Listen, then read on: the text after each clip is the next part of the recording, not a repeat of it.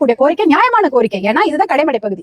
இதற்கப்புறம் ஒண்ணும் இல்ல. இந்த பகுதியில எத்தனையோ கிராமங்கள்ல விவசாயம் நடந்து கொண்டிருக்கிறது. கிட்டத்தட்ட 30 கிராமம் சொல்றாங்க. ஒரு கிராமத்துல எத்தனை குடும்பம் இருக்கும் பாருங்க.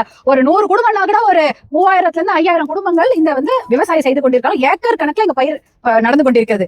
ஆனா எப்ப என்எல்சி ஆரம்பிச்சாங்களோ அப்ப ஆரம்பிச்சது பிரச்சனை.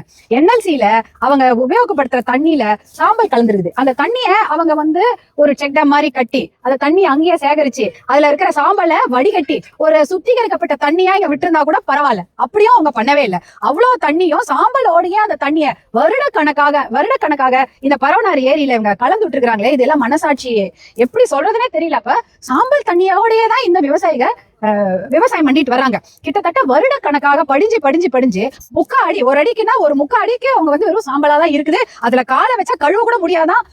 தண்ணி வச்சு அப்படியே சேரா இருக்கும். தண்ணி வச்சு கழுவினாலும் போவாது, பெயிண்ட் மாதிரி ஒட்டி கொண்டுறாங்க. அப்ப அங்க விளையக்கூடிய அரிசியோ பருப்பு இந்த நெல் எல்லாம் இருக்குது இல்லையா, அது எவ்வளவு அந்த சகதியில மாட்டிக்கொண்டு அதனால ஒரு பெரிய பிரச்சனைகள் ஏற்படும்.